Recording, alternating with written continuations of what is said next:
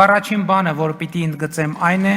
որ 2018 թվականի ժողովրդական ոչ բռնի Թավշյա հեղափոխությունից հետո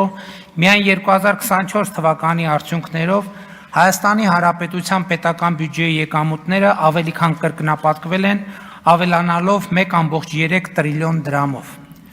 Սա այսօրվա փոխարժեքով ավելի քան 3.3 միլիարդ դոլար է, այսինքն հեղափոխությունից հետո միայն 2024 թվականին Հայաստանի պետական բյուջե մուտք է եղել հավելյալ 3.3 միլիարդ դոլար։ Պետք է ընդգծել, որ ժողովրդական ոչ բռնի Թավշյա հեղափոխությանը նախորդող տարիներին նույնպես Հայաստանի պետական բյուջեի եկամուտները աճ ունեցել են եւ սա որևէ մեկը չի կարող ժխտել։ Բայց 2018 թվականի հեղափոխությունը բյուջեի աճին նոր տեմպ է տվել ու բոլոր միջինացված թվերը հանած միայն հեղափոխության բերած տեմպի շնորհիվ Հայաստանի Հանրապետության պետական բյուջե 2018-ից 2024 թվականը լրացուցիչ մուտք է եղել ավելի քան 1 տրիլիոն 684 միլիարդ դրամ կամ 4.2 միլիարդ դոլար։ Սա կրկնում եմ այն գումարն է, որ պետական բյուջե մուտք է եղել նախորդող շրջանի, մասնավորապես 2011-2017 թվականների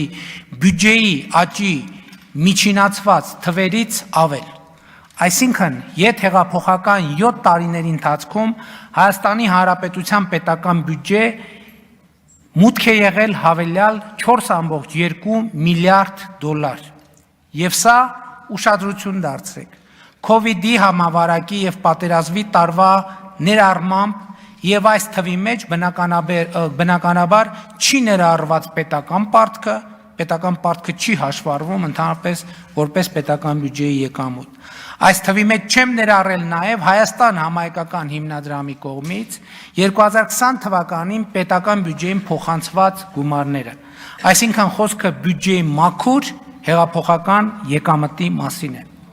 Սա ասում եմ նաև այն քննադատություններին ի պատասխան, թե մեր կառավարությունը հեղափոխությամբ եկավ իշխանության եւ մոռացավ թալանածը ետ բերելու խոստումը։